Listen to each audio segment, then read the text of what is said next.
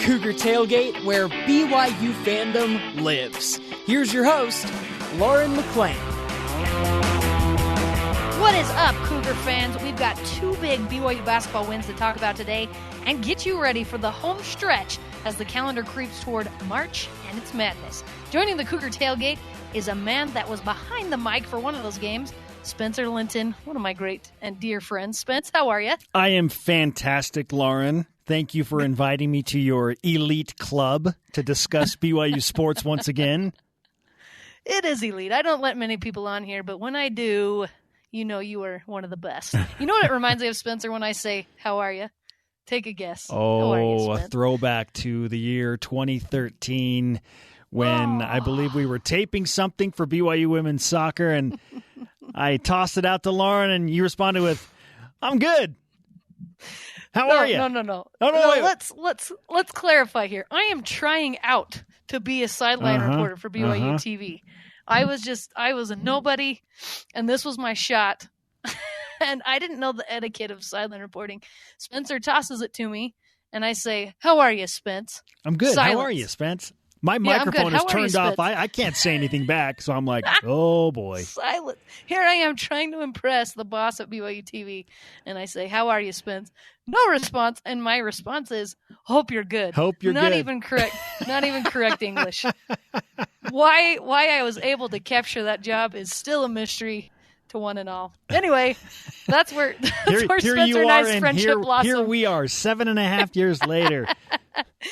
Oh, my gosh. Where's the time gone? All right. Just so everyone knows how busy Spencer is and how grateful we are he's taking the time. Tonight and today we have men's basketball, softball, women's basketball, baseball, men's tennis, women's soccer, and men's volleyball. You guys, that's all in one day. Spencer, what do you got going on? Let's see. I'm trying to keep it straight here, Lauren. So Saturday. Oh, yep. Looking at my calendar. Okay, we got women's basketball today for me. And in full clarity, I lived my nightmare, my broadcast nightmare, just last week. There was a game time change, and I didn't get the update. Yep. Whoops. Yeah, were you late? Super fun. So just hanging out, taking my kid's friend home from hanging out at our house, and my producer sends me a message, hey, are you close? No. Well, the game starts an hour earlier than we thought it was going to. Okay, 17 broken laws later, I'm in Provo, calling volleyball, thankfully. But oh my goodness, I've had that nightmare, that recurring nightmare, so many times, and I lived it. So, but welcome to the COVID era of rescheduling in sports, and we figure it out. No kidding. Good thing you are a professional though, and you can sit down and in 3 seconds go on air, and you are phenomenal. I'm trying. I've seen it. But it's women's basketball today against Portland for me. So. Okay, well, listen, let's talk about so Thursday night, the BYU men played Pacific at the Spanos Center while the Marriott Center was busy with the women's team versus 16th-ranked Gonzaga, and you called that game. Gonzalez had, in 39 minutes played, she scored 16 points and had 7 assists. Paisley Johnson-Harding, 12 points. And Lauren, she does pronounce it Lauren, am I correct? Mm-hmm. Not Lauren, Lauren. One of those. Lauren Gustin, she had a double-double, 10 points and 10 rebounds. That girl's phenomenal. What was your takeaway from that game, Spence? Just that BYU has this knack of playing really tough and really well against Gonzaga, specifically in Provo. In fact, I asked Jeff Judkins about it after the game. I said, all right, you're able to do something that basically no other team in the West Coast Conference is able to do, and that's get the better of Gonzaga on a consistent basis. I think in 10 games since BYU women's basketball joined the conference, the Cougars have a 6-4 record against the Zags in Provo, and it's not close for any other team. And he just says, my girls really look forward to this game every year. And Paisley Harding said, we just don't lose on our home floor. As seniors, we knew that we had to take care of business against Gonzaga on our home floor. So fittingly, it was Harding that hit the clutch shot with 14 seconds left, fading away from the basket, little left-handed hook shot in the lane, defense in front of her face, and BYU got it done again. But what a huge win. It takes BYU essentially from the last team in the NCAA tournament, according to ESPN's bracketology, to now I believe, a place where they should feel comfortable about being an at-large team, even if they do have a minor slip-up here or there the remainder of the season. Oh, I love that. And BYU women's basketball, they have done really well in the WCC tournament. Do you expect them to do the same this year? I do. I think the biggest question mark is who is going to actually play at the West Coast Conference tournament. There's been a ton of discussion about the Gonzaga men's team, understandably, because they're the number one team in the country, and it's not like they're going to gain anything by going down to Las Vegas other than have to figure out where to put another piece of hardware in their expanding trophy case. Right. So if they hold out, then do the Gonzaga women's basketball team, do they opt to do something similar to the men and say, you know what, we feel like we're confident that we're going to get in the tournament, which they are. I mean, they had won 17 games in a row before last night, losing to BYU. Or on Thursday night, I should say. Out? So, they can just opt out. The COVID era is so strange, So I don't know what the league is going to mandate, but Gonzaga, they have all of the power in the West Coast Conference because they're the ones that are consistently winning, and by doing so at the NCAA tournament level, bring in the most money for the conference. So that there's just positioning of powers and moving chips around and things like that. And so I anticipate that the women of Gonzaga will be in Las Vegas, but if the men opt out, then what? Then BYU is the clear favorite to go down to Vegas on the men's and women's side for the Cougars and be the favorite to win the conference tournament down there. So I expect to see, if Gonzaga's there, BYU's women's team at the least in the championship game on that Tuesday. That would be a bittersweet thing, honestly, if both Gonzaga teams decided to opt out if they're given permission to do so, because otherwise, at least on the men's side, BYU probably wouldn't have a shot. And it's been so hard in the WCC tournament historically with Gonzaga. It's just they're just so hard to get past. This could be an opportunity for BYU to win it all. Yes. And that would be awesome. And think about this. It's been 20 years since BYU's men's basketball program won a conference tournament championship. They've won the regular season a few times, the Jimmer years, but even with Jimmer Fredette, BYU never won a conference tournament championship in the Mountain West. So while there might be an asterisk if Gonzaga doesn't show up, I don't think anybody from BYU cares. Like, no, just great. It was Gonzaga wasn't there, whatever. Let's win for the first time in 20 years. Bring it on. Let's go. Let's cut down the nets. You can asterisk us all the way home for all we care. We did it. We did it. Totally counts in my book. Plus, Gonzaga is extremely bored of the WCC tournament. I guarantee it. Hey, so let's stay on the men's hoop side. 2 nights ago, Caleb Lohner had a night with 19 points and 9 rebounds. How about that hoop? That was awesome. Alec Barcelo, 15 points. Trevin Nell, in 26 minutes of play, scored 15 points off the bench. Now the men's team has LMU tonight. Spence, what's the impact of tonight's game for the Cougs? Well, this is, for me, the most frightening game remaining on BYU's regular season schedule. And keep in mind, the West Coast Conference just altered BYU's schedule, as they did every team in the WCC, to make the final week more intriguing, intensify things. And this is not something that Mark Pope wanted, but so out goes Santa Clara from BYU's schedule, their final game. And now they host San Francisco and St. Mary's. And they find out about this on Thursday, a week away. And Mark Pope said, you know what? He was asked about it. He said, I'm just going to focus on LMU. So he's thrilled. Oh, he's my thrilled goodness. He's so upset about this. But he can't control it. So now it's at LMU and then San Francisco and St. Mary's to close things out. But of the 3 games on the altered schedule, this one concerns me the most because BYU just played arguably their best overall team performance of the year, certainly in league, with a 28-point win at Pacific. Caleb Lohner, as you mentioned, was outstanding.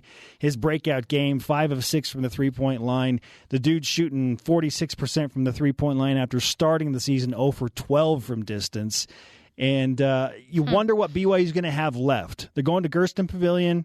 It's been kind of a weird place in the past for BYU.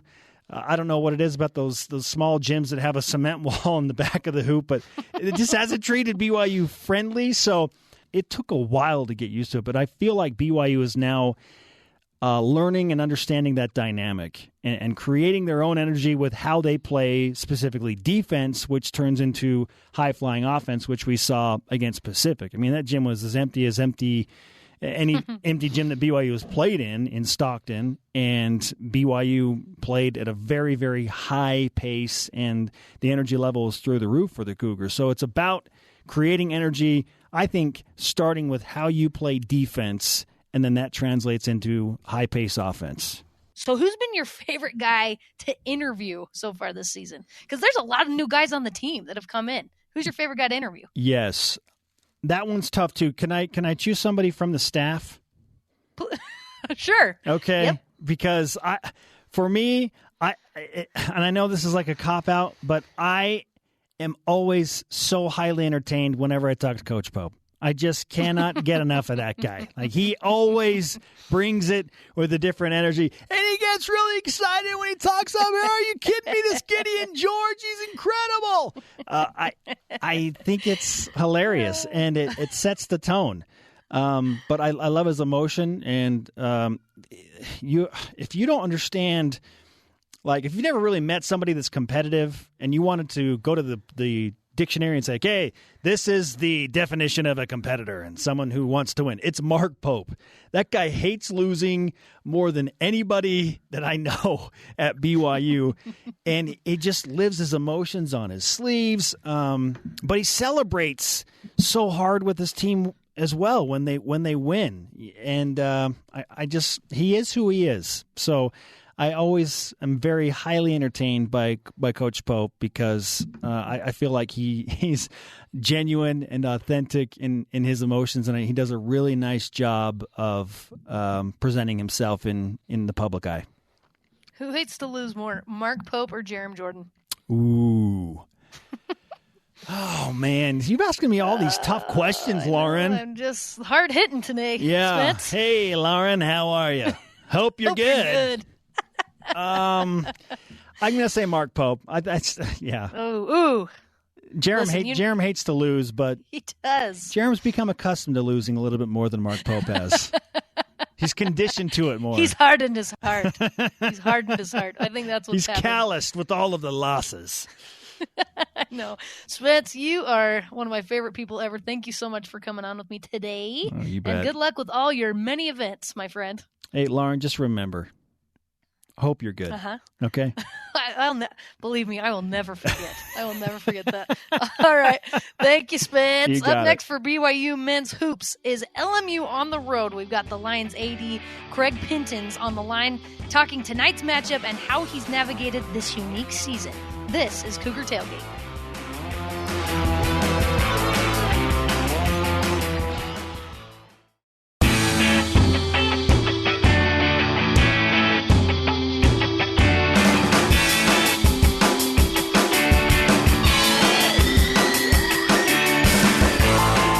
Welcome back to the Cougar Tailgate. I'm Lauren McLean. Loyola Marymount is based in sunny LA on a beautiful campus with a great history of basketball and other sports. And today we're joined by the man in charge of it all, Lions Athletic Director Craig Pintens. How are you today, Craig? I'm doing great, Lauren. How are you doing? Is it a little warmer out here than it probably is in Provo right now? Well, that's what I was going to say. When I said sunny LA, I was like, that jerk. I'm just kidding. Yeah. Yes, we got a lot of snow out here right now, but we're hanging in there. Jealous of your 70-something degree weather. Well, it is tough, especially this time of year, and with the spring sports starting up, and you've got the fall sports playing as well. You know, we are playing Portland in women's soccer, and that match had to be moved here because Portland is about under 4 or 5 inches of snow, so they weren't able to play. Oh my goodness. It's crazy. Yeah, not only do you have the pandemic, but you got to throw this crazy weather on top of it, right? Well, yeah, crazy weather in other places that I guess affects us in those situations. But for the most part, here in Southern California, we really don't have to worry too much about weather delays of any sort. Yeah, you guys have pretty perfect weather there in Southern California. We do. All right. Let's jump into some men's basketball. So LMU is sitting at third place in the WCC this year after ending with a record of 4-12 last year. That's quite a jump, Craig. So what made the difference this year for the team? Well, we obviously had a coaching change and head coach Stan Johnson, first year head coach, which what a time to be a first year head coach and in the world that we're living in and not really having a summer to prepare and just do the normal things that you would do and not even knowing at various points whether we would be playing, if the season would be pushed back and everything that goes along with everything that's been discussed really for the last year.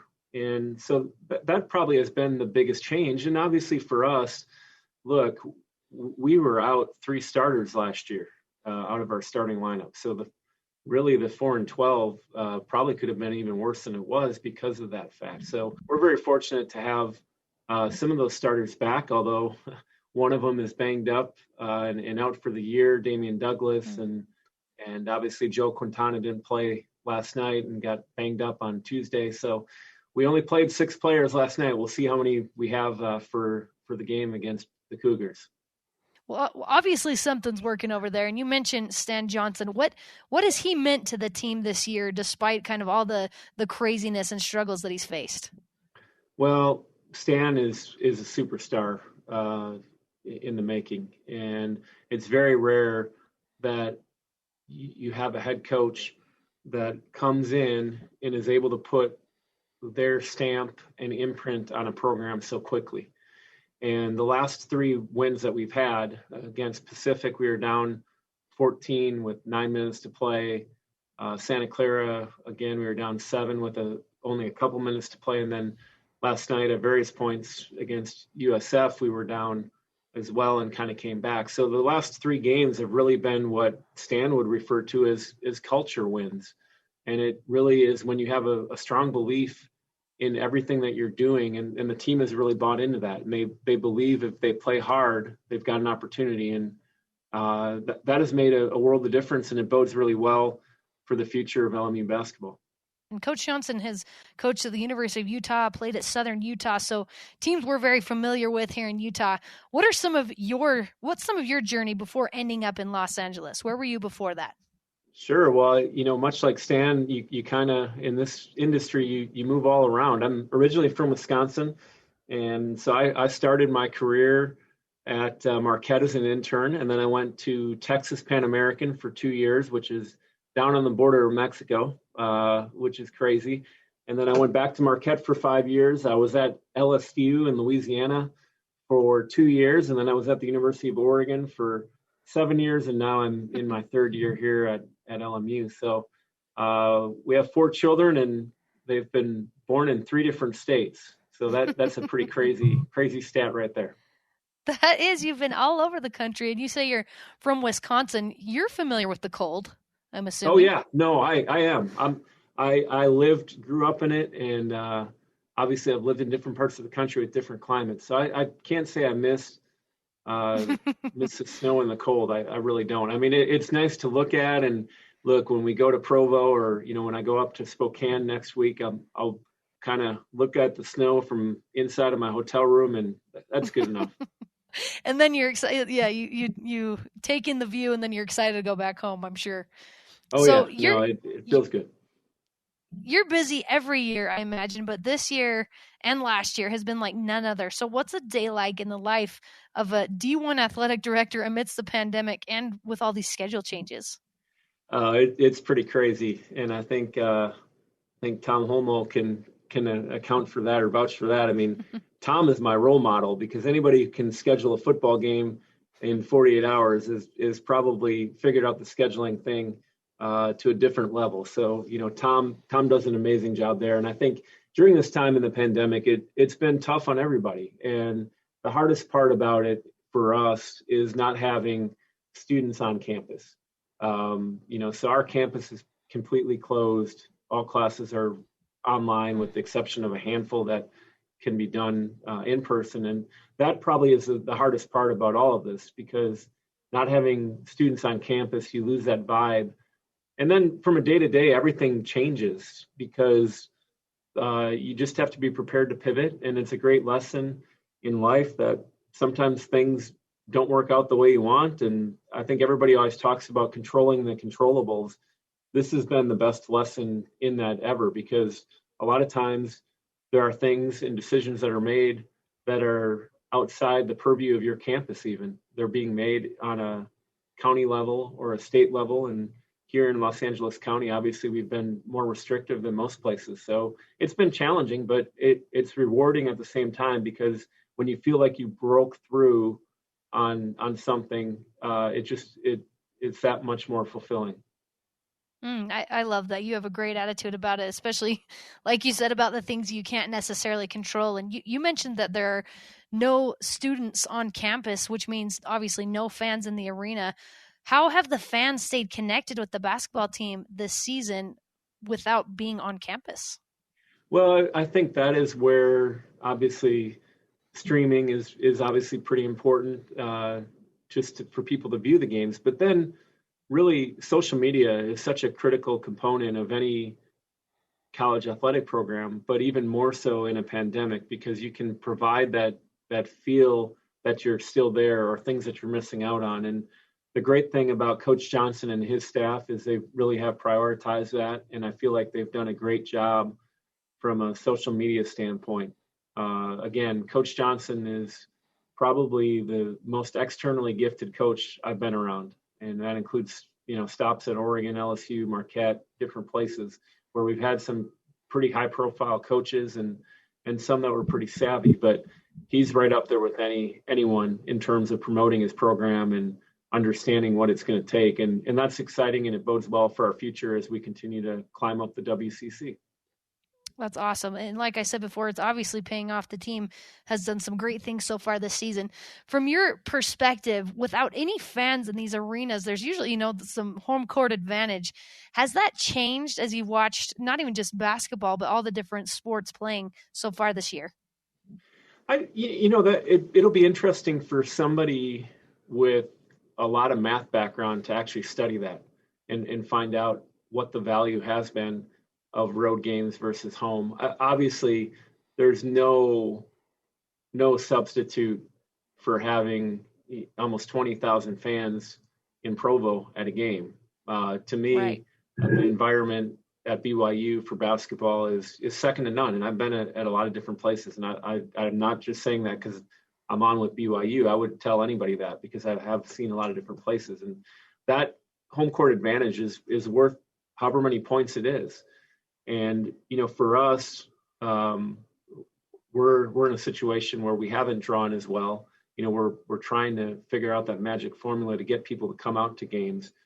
So for us, maybe the home court advantage isn't as big. But for a big game, look, with BYU, if we had fans tomorrow, this place would be sold out, because anytime you're playing BYU, you're always going to get a good crowd. But B, I think people are starting to buy into our team as well. And so it would have been a great atmosphere tomorrow, and we won't have that. But as far as what it has done for home and away, I think more of it has to do with travel and when you last played, as opposed to obviously the home court advantage that the fans can provide. Because college basketball, more so than any other sport, I truly believe that the fans are worth probably at a place like BYU, they're probably worth 7 or 8 points a game. Right. I actually agree with you. I think in some of these places, even smaller venues where the fans are kind of right in their face, it has to be the equivalent to some amount of points. And so it's just been a really interesting, unique season, and hopefully, fingers crossed, things will get back to normal next year. But Craig, what is something we can look for in this LMU team that casual college basketball fans aren't familiar with?